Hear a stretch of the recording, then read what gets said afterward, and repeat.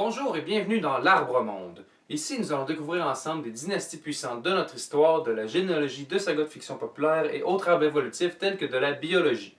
Aujourd'hui, nous parcourons ensemble la dernière grande dynastie à avoir régné sur la France, les Bonaparte.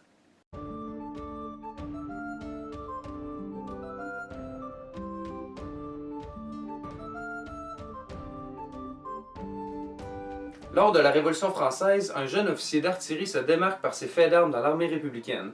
Son nom, Napoléon. Ce dernier, après un coup d'État en 1799, est nommé consul de France dans ce qu'on appelle le Consulat, qui est la dernière période de la Première République. Napoléon est premier consul, alors que Jean-Jacques Régis de Cambacérès et Charles-François Lebrun sont respectivement deuxième et troisième consuls. En 1804, Napoléon met fin au consulat et se couronne lui-même, en présence du pape, empereur des Français. Durant la Révolution française, deux guerres ont eu lieu, la guerre de la Première Coalition de 1792 à 1797 et la guerre de la Deuxième Coalition de 1798 à 1802. Durant la période impériale, Napoléon mena plusieurs autres guerres contre de nombreuses autres coalitions, c'est ce qu'on appelle les guerres napoléoniennes. Napoléon réussit à conquérir une grande partie de l'Europe et à gagner plusieurs alliés, mais est finalement battu en 1814 après l'échec de la campagne de Russie de 1812.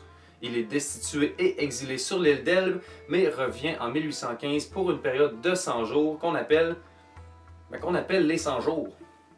Après la défaite de Waterloo, Napoléon est de nouveau destitué. Bien qu'il ait nommé son fils Napoléon II comme successeur, ce dernier ne sera jamais couronné. Napoléon est exilé sur l'île de Sainte-Hélène au milieu de l'Atlantique. Il meurt en 1821, son fils Napoléon II meurt en 1832. Durant son règne et ses nombreuses guerres, Napoléon posa ses frères et sœurs sur plusieurs trônes d'Europe. Joseph à Naples, puis en Espagne, Louis en Hollande, Caroline sur Naples avec son mari et ami de Napoléon Joachim Murat, et enfin Jérôme sur la Westphalie. Après la Restauration puis la Révolution de Juillet, un autre Bonaparte se fait remarquer dans le paysage politique français.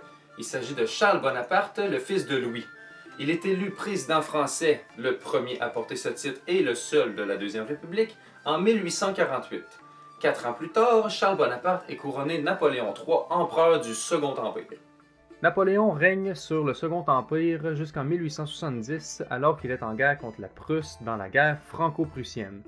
Le 1er septembre 1870, Napoléon III est capturé par l'armée prussienne lors de la bataille de Sedan. Il est officiellement destitué le 4, ce qui met fin au Second Empire.